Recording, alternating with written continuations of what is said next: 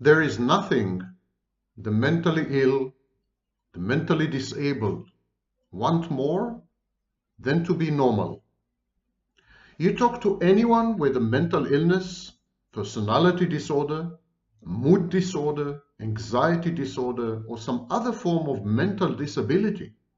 I'm not mentioning schizophrenia or psychotic disorder. I'm talking the mundane, day-to-day disorders. You talk to anyone with these disorders and they will tell you, all I want is a respite.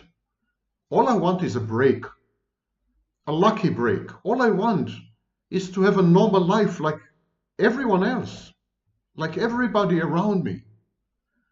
Mental illness causes dysphoria, sadness, grieving, self-grieving, and self-mourning, which are ongoing. And so the mentally ill dream of, when they grow up, they dream of being normal.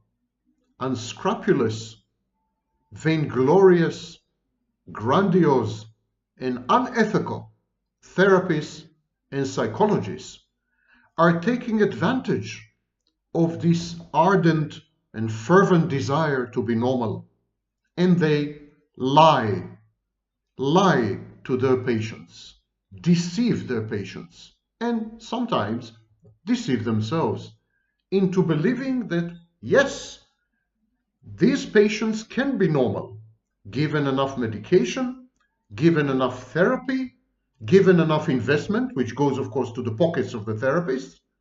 Everything will be fine and dandy. Life will resume in its full glory, and the mentally ill person can have an existence which is indistinguishable from normal, healthy people. It's poppycock, it's deceit, it is fraud, and it's perpetrated industry-wide by the vast majority of therapists and psychologists. So who else to the breach but Sam Vaknin? I am the guy who tells you things as they are.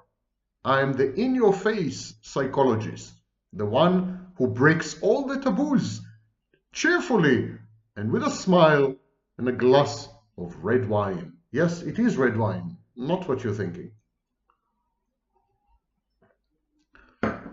Let's talk a little about what mentally ill people can and cannot expect, and how they should avoid being deceived and fleeced and scammed by the industry of therapy, because therapy is an industry. It's allied with the pharmaceutical industry, it's allied with the insurance industry, it's about money and profits. It's not about patients, it's not about the welfare of clients, it's not about healing, it's not about curing, it's about making therapists rich, making therapists powerful, catering to the needs of therapists for narcissistic supply and perhaps self-healing via their patients. Now, it's a generalization. Of course, there are exceptions. I've come across these exceptions. People who are real healers, really want to cure and help. But even these people are misled by the propaganda and indoctrination of the so-called profession of psychology. Psychology is a pseudoscience. I've said it numerous times. And so there is this ethos, which is an American, basically, thing. Number one, if there's a problem, there's always a solution. If there's a disease, there's always a cure. If there's a disorder, there's always healing. This is nonsense. Many problems, most problems actually, don't have solutions. That's why they keep being problems. That's why they're entrenched. Most disorders can't be reversed or healed or cured. Same goes for most diseases. It's American nonsense. This belief, magical thinking, in effect, a form of pathology, this belief that anything is solvable. No, almost nothing is solvable. Mental illness is a lifelong condition. Now, you can get it in a variety of ways. Genetically, in some cases, psychopathy, borderline. Nurture, bad environment, bad upbringing, a dead mother, a dead father, narcissism, trauma, and its aftermath. All these things lead to mental illness. But mental illness, once acquired, is a lifelong condition, a little like herpes or viruses, certain viruses. You get them, you can never lose them. They're with you. They're part of who you are. Mental illness is an identity determinant. Mental illness is not just a superfluous thing, like a cold or pneumonia. Mental illness can be cured with antibiotics. Mental illness and mental disorders are critical components of the identity of the patients. They distort cognition, they distort reality, they impair reality testing. They filter the interface between the patient and other people. They cause the patient to behave in ways, or the client to behave in ways, which hinder and further undermine and obstruct personal growth, personal development, self-efficacy, autonomy, agency, the ability to secure and obtain life goals. So mental illness is not just a veneer. Mental illness is the quiddity, the essence of the patient. And to insist that you can cure mental illness, that you can heal mental illness, that you can reverse mental illness, that mental illness is a passing set of symptoms or a syndrome, very much like the common cold. To say all these things is to lie, to be a fraudster and a scammer. And about 80% of all therapists and psychologists keep repeating these counterfactual mantras, rendering them con artists. I'm sorry, I don't mince words. I don't mince words. I call a spade, and I call a therapist a con artist when and if he or she deserve it. And anyone who tells you that you're mentally ill, but you can change, you can heal, you can modify yourself, and you can lead a totally normal life, that person is after your money, is laughing all the way to the bank. That's a fraudster, a con artist. And you can take this video and show it to your therapist if that's what he or she are telling you. So what can and cannot be done? As I said, grandiose and unethical and unscrupulous therapists, they cater to the needs and wishes and desires of the mentally ill and the mentally disabled person. Mentally ill people want to be normal. It's exactly like a medical doctor would promise a paralyzed invalid quadriplegic that she would be able to run again and win the marathon. The truth is, the mentally ill should be sequestered and isolated. The mentally ill should be discouraged from seeking normalcy and intimacy. Now, this sounds horrible. This sounds almost like, the worst, darkest periods in human history. But it happens to be the truth. Mentally ill people are injurious and dangerous. Hurt people hurt people. Mentally ill people cause enormous devastation and damage and pain and hurt to numerous other people. Intimate partners, children, neighbors, colleagues, institutions. Mentally ill people are like loose cannons. They can't be controlled. They don't have impulse control. They are dysregulated. They are unboundaried. They do crazy things. Crazy making. That's why it's called crazy making. Now, what do I mean when I say mentally ill? I also mean personality disordered. Clinically, personality disorders are not mental illness, but they are. In effect, they are perhaps the most pernicious forms of mental illness.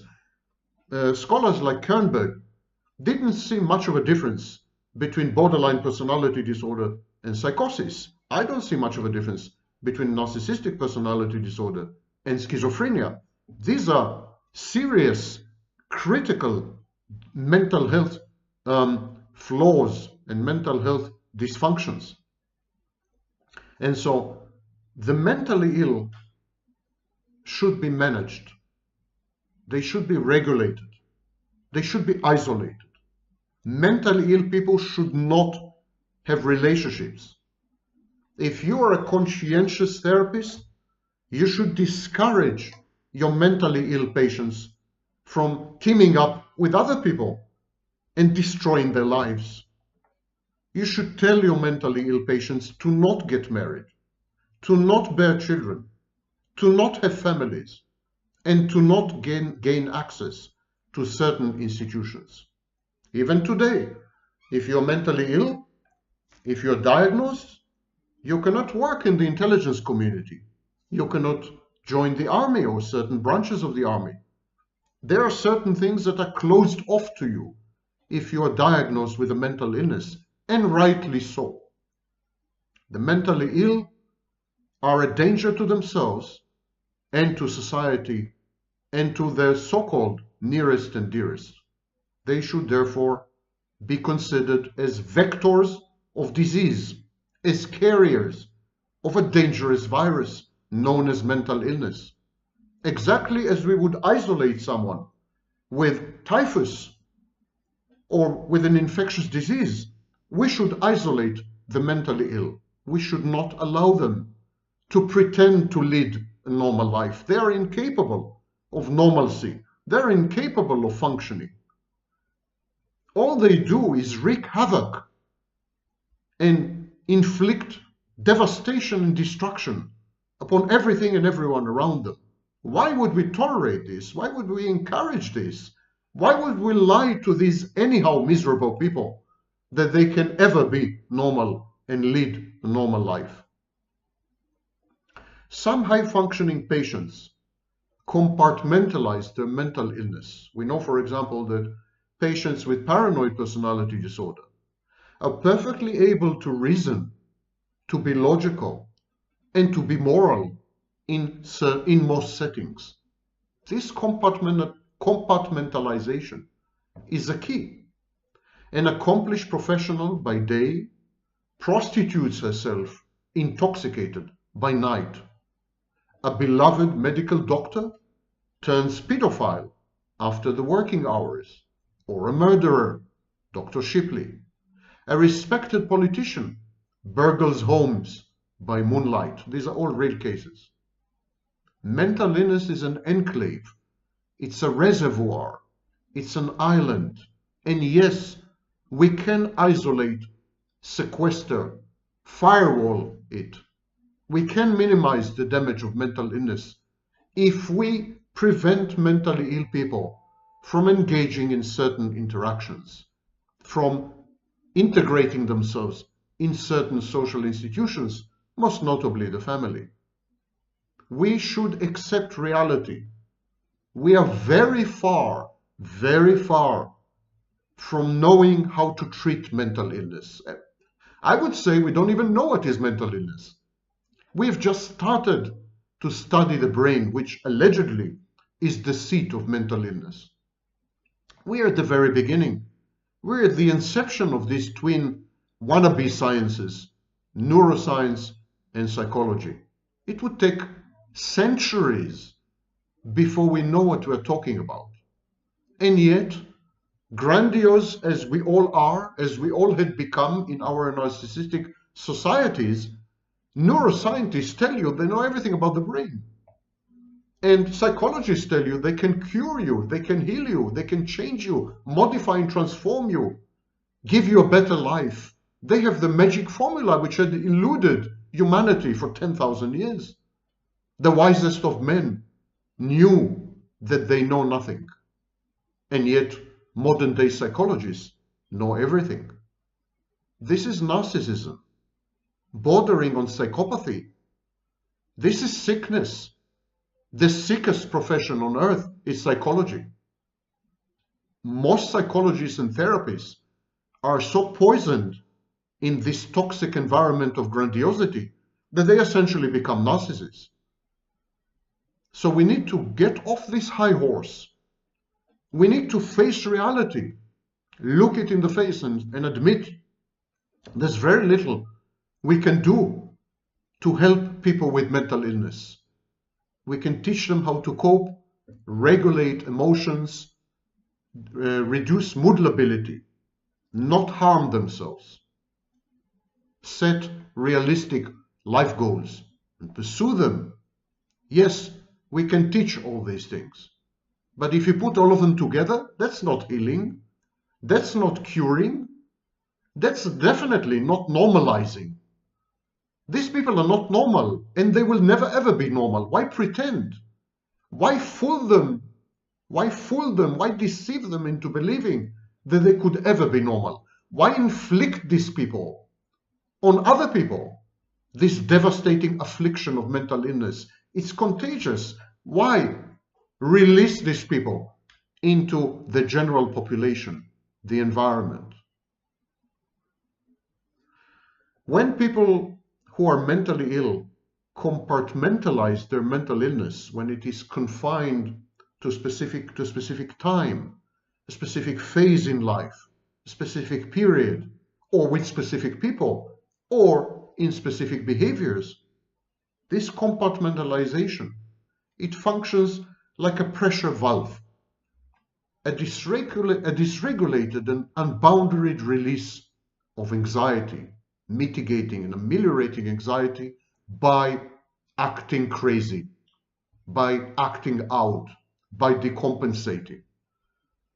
And so people with mental illness cope with anxiety, depression, antisocial impulses, and many other derangements. And sometimes the only way for them to cope is to be crazy only in the evening, or to be crazy only at night, and then somehow function in their career or job or workplace.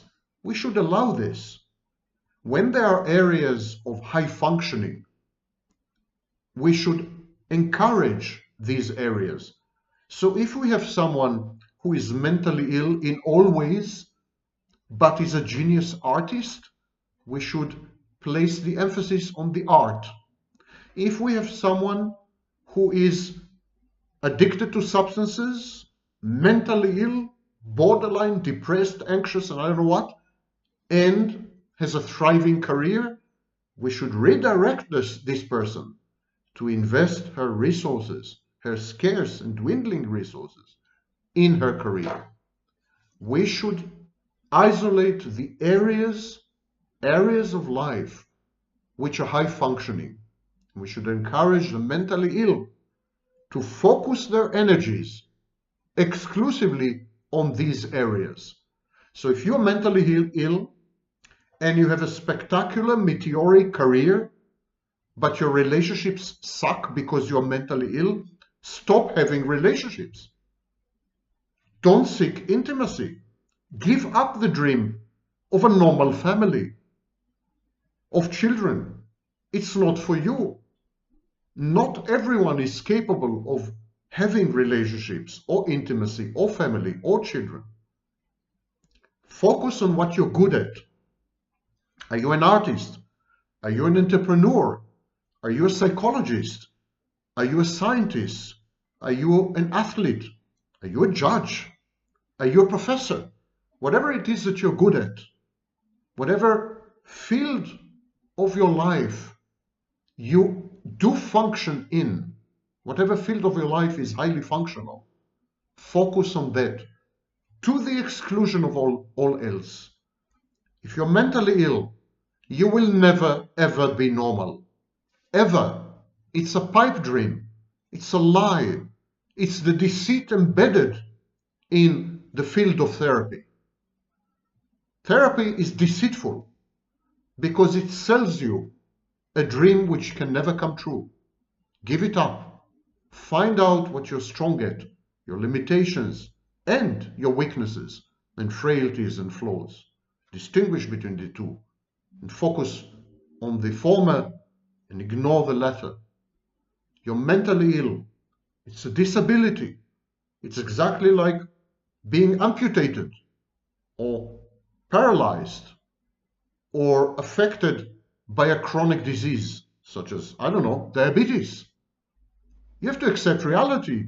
If you're diabetic, you cannot eat sugar anymore. If you're mentally ill, you cannot have relationships. You cannot have love. You cannot have children. You cannot have a family. Give all these things up. You probably cannot have friendships.